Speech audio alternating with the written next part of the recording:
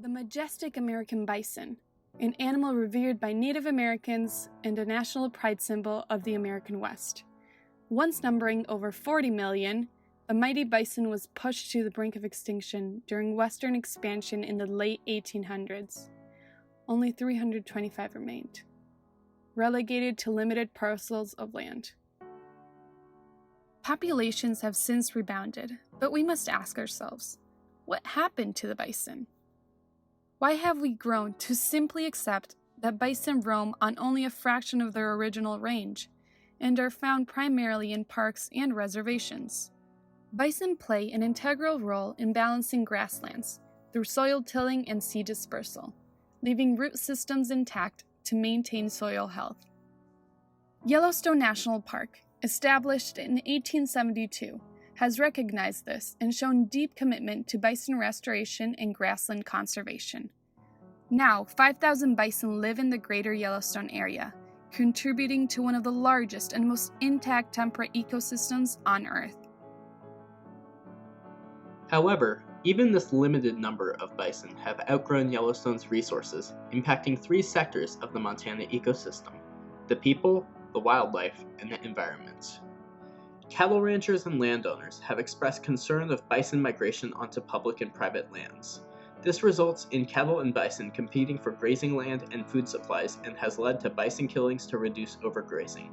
Another concern expressed by the ranchers is the potential for brucellosis transmission from bison to cattle. While brucellosis does not affect bison, in cattle it results in fetal abortions, decreased milk production, loss of fertility, and lameness. Vaccinating cattle reduces abortions, yet infection can still occur.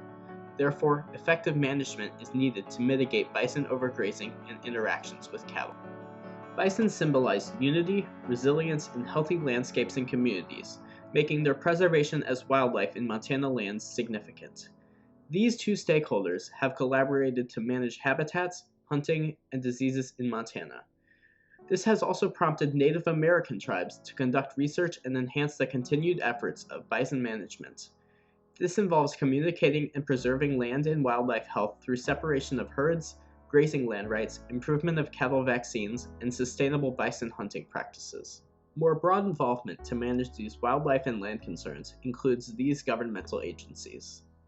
All these issues are represented in a systems map, interconnecting the high interests and involvement of cattle ranchers, landowners, Native Americans, and conservationists to create future change. Given the concerns and perspectives mentioned, a more balanced Montana Greater Yellowstone ecosystem can be supported by establishing sustainable grazing practices and unifying research initiatives of individual stakeholders. This includes preserving the Western culture and industry for cattle ranchers, landowners, and Native American tribes by protecting their rights and livelihoods through shared land utilization and management. These diverse perspectives and commitments would enhance sustainable bison populations and ecosystem resources for a more prosperous land. Yet, how are these goals going to be accomplished? We propose the formation of partnerships, highlighting stakeholders' efforts, resources, passions, and dedication through education and collaborative initiatives to preserve Montana's health and prosperity. This will be done through a three-pillar approach: engage, protect, and sustain, with the hope of ultimately creating a designated Montana Bison Preserve in the near future. To achieve this long-term solution, the following steps will need to be implemented. First, we would engage the public through community-based participatory research to bring focus on current research and educational opportunities. Our associated educational program would involve experts, research, and recommendations to disseminate accurate and pertinent information to the involved stakeholders. Courses and discussions would clarify concerns and promote environmental awareness. Short-term plans would involve providing accurate knowledge and opportunities for collaboration to support community initiatives in bison and land restoration, and will be measured through validated surveys and course participation. Native tribes would be invited to provide educational perspectives on the bison's cultural and sacred nature. Agriculture and wildlife specialists would be invited to address the ranchers' brucellosis concerns affecting cattle stock losses and potential meat contamination. Yellowstone's bison management programs and improvement in vaccines would also be discussed. Annual tests would be performed on samples from the herds to assess disease prevalence and transmission rates. Our second component is protecting and supporting the health and diversity of Montana's grassland ecosystem, the abundance of wildlife, and local communities. Along with courses being offered by ecology experts, landowners would be invited to participate in the collection of physical, chemical, and biological soil indicators to monitor soil, vegetation, and watershed health. Bison grazing behaviors would also be discussed to show how careful attention to agricultural practices through management and preservation would need to be considered to sustain the lands and animals we depend on.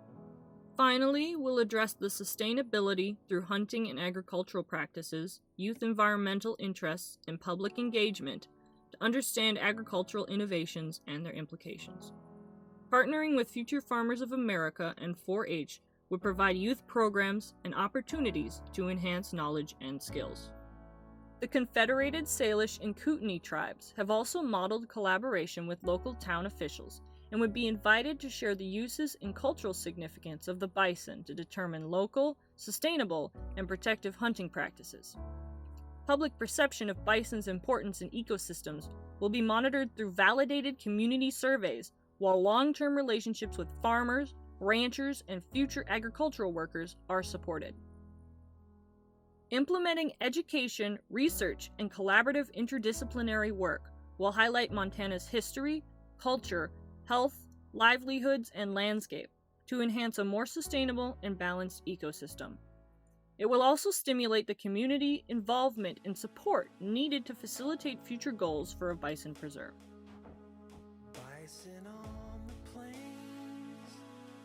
However, no solution comes without some barriers. Some possible unintended consequences are bison disturbances that lead to less grazing land for cattle. Education on brucellosis has the potential to mitigate those concerns. Installation of fences to separate herds and provide safety and balance for animals and humans would also be recommended. Reevaluating, planning, and developing an education program can have limited stakeholder participation and acceptance. Interdisciplinary collaboration with concerned cattle ranchers and landowners would also allow the opportunity for perspectives, interests, and feedback to be considered and respected. Bison populations may once again become too large, so allowing native tribes to lead bison hunts will aid in maintaining a balanced ecosystem. Historically, agricultural innovation hasn't always considered these unintended consequences, but integrating critical problem-solving skills into education can set the groundwork for future change and reevaluation of solutions. Now, take a moment to envision for yourself a future where the symbol of the American West is seen over the open plains, once again respected for its beauty and resilience, thriving with the grassland. Ultimately, we must ask ourselves, are we leaving the natural world a better place than we found it? Or have we only taken from it what was good for us?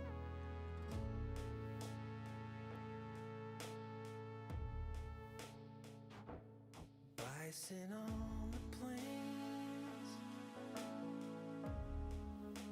The photograph is never the same. I learned this when I was 7 or 8. This all means nothing. This all means everything.